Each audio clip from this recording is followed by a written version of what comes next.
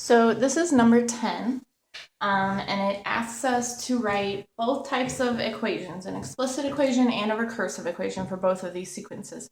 So the first sequence, first we just want to look and figure out what the pattern is in this one. So it looks like this one is just adding 5 each time to get to the next term.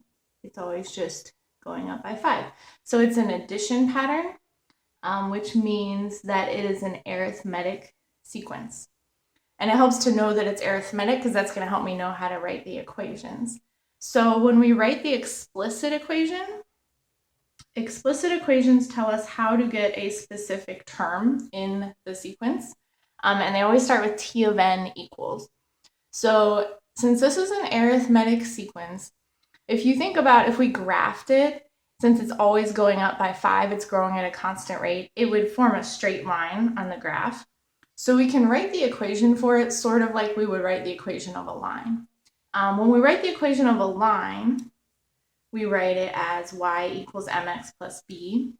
So we're going to write it pretty much just like that. We're just going to use t of n instead of y, and we're going to use n instead of x. So thinking about our m is slope, or you can think of it as growth. So for this sequence, what it's growing by each time is 5. So 5 is like our m, our growth. Instead of x, we use n for a sequence as our independent variable. And then the b, the plus b, b is our starting value. For a sequence, we don't actually use the first term for the starting value, we use the 0th term. So we have to think about if this is our pattern, what number would come before the number 3 in this sequence.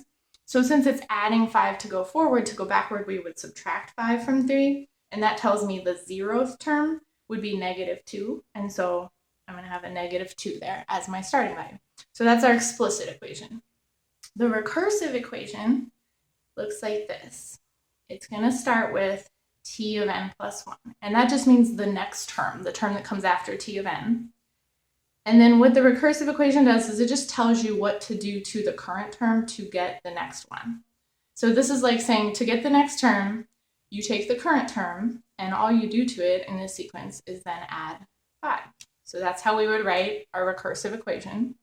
And then for recursive, we also need to give a starting point so that we know what term to start with. So we usually can just say the first term, which we write as t of 1, is 3.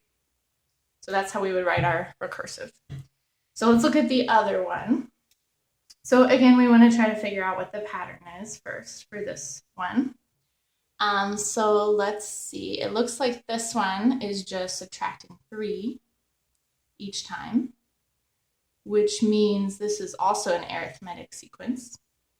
An arithmetic sequence can be addition or subtraction, because you can think of subtracting 3 as adding -3, and it's still kind of an addition pattern.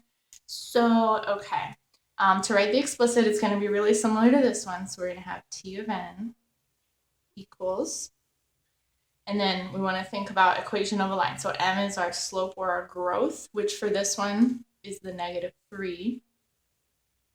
And then we have n instead of x since it's a sequence. And then b is our starting value, which isn't our first term, it's our 0th term. So in this one, to go forward in the sequence, you subtract 3. So to go backward in the sequence, we're going to add 3. So the 0th term would have been 18. So that's our explicit equation. And then recursive starts with t of n plus 1, meaning next term, equals t of n, current term, minus 3. Because that's all you do to get the next term in this one is you take the current term and you subtract 3. That gives you the next term. And then we have to say our starting term. So t of 1, first term, is 15. And that's all there is to it.